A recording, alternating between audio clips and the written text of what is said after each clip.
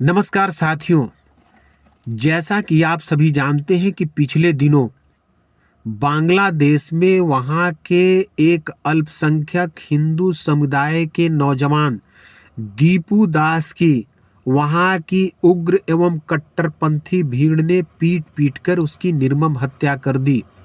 इस निर्मम हत्या ने जहाँ एक और बांग्लादेश के दोहरे चरित्र को उजागर किया है, वहीं दूसरी ओर मेरे विचार से अब तक के स्थापित 3 सत्य मान्यताओं पर भी 100% मुहर लगा दी है। मैं इस छोटे वीडियो के माध्यम से अपने 3 उन सत्य स्थापित मान्यताओं का संक्षिप्त विवरण करने जा रहा हूं और आपसे अनुरोध करता हूं कि यदि मेरी बात समझ में आए तो इस वीडियो को आगे जरूर शेयर कीजिएगा।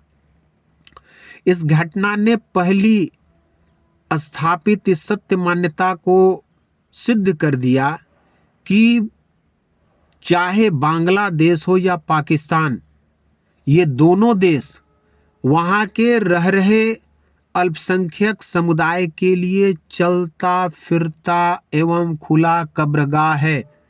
ये दोनों देश कट्टरपंथी, अलगाववादी, आतंकवादी समर्थित देश हैं, जहां पर रह रही अल्पसंख्यक समुदाय की महिलाएं हर पल हर क्षण भय एवं आतंक की साए में जी रही हैं। दीपू दास के निर्मम हत्या की घटना ने इस बात पर 100% मुहर लगा दी है।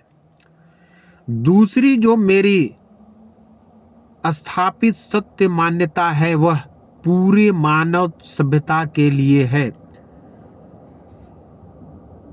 मैं ये मानता हूं कि जहां धर्म एक ओर मानव से मानव को जोड़ने का सरल एवं सटीक माध्यम है, वहीं धर्म दूसरी ओर मानव से मानव को तोड़ने का सबसे सरल, सटीक और प्रामाणिक माध्यम भी है।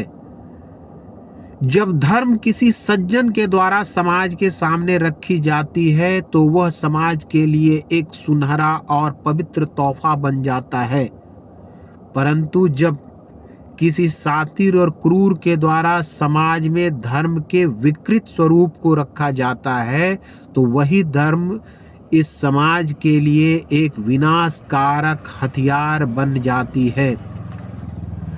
जब एक धूर्त व्यक्ति किसी भोले भाले व्यक्ति अथवा समुदाय के दिलो दिमाग पर धर्म के क्रूर स्वरूप को चढ़ा देता है, तब वही भोला भाला व्यक्ति अथवा समुदाय इस दुनिया के सबसे क्रूर एवं हिंसक जानवर से भी ज्यादा क्रूर और खतरनाक हो जाता है। फिर वह अपनी मानवता को भूलकर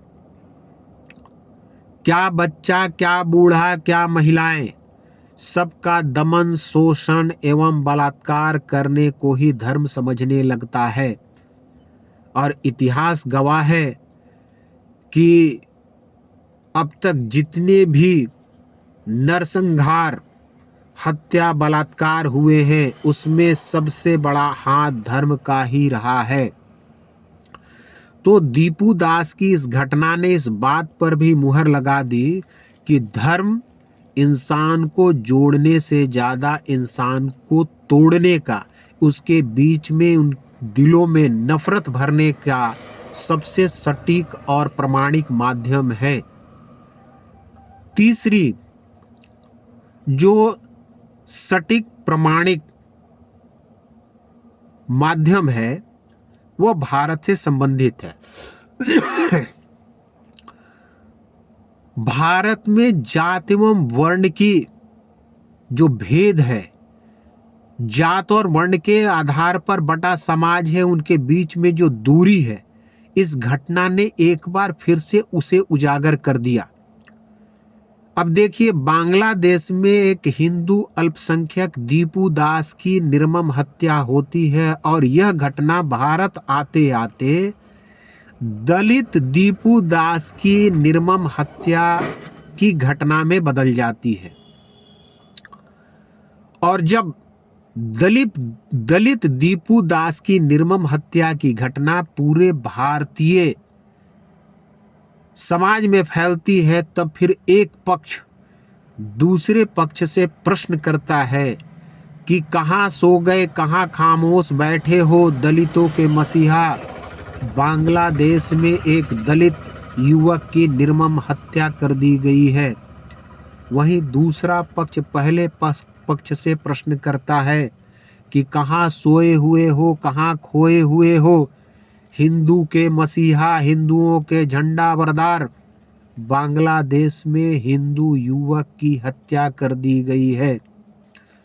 मजेदार बात तो यह है कि यह सिर्फ समाज में ही ये आरोप प्रत्यारोप नहीं रहे, सरकार भी विपक्ष और विपक्ष भी सरकार से प्रश्न करती रही।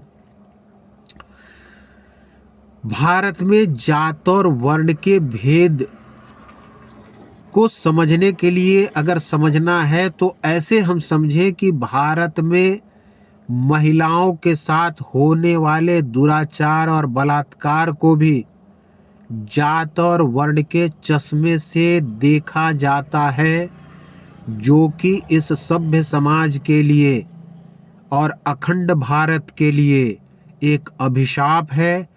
और मेरा आपसे अनुरोध यह है कि यदि हम एक सशक्त भारत, मजबूत भारत, अखंड भारत की कल्पना करते हैं तो इस जात और वर्ण के भेद की दीवार को जल्द से जल्द हम सब मिलकर गिराएं, अन्यथा दीपू दास जैसी अनेकों घटनाएं होती रहेंगी और महिलाओं के बलात्कार को भी जात और वर्ण के चश्मे से देखते रहेंगे लोग।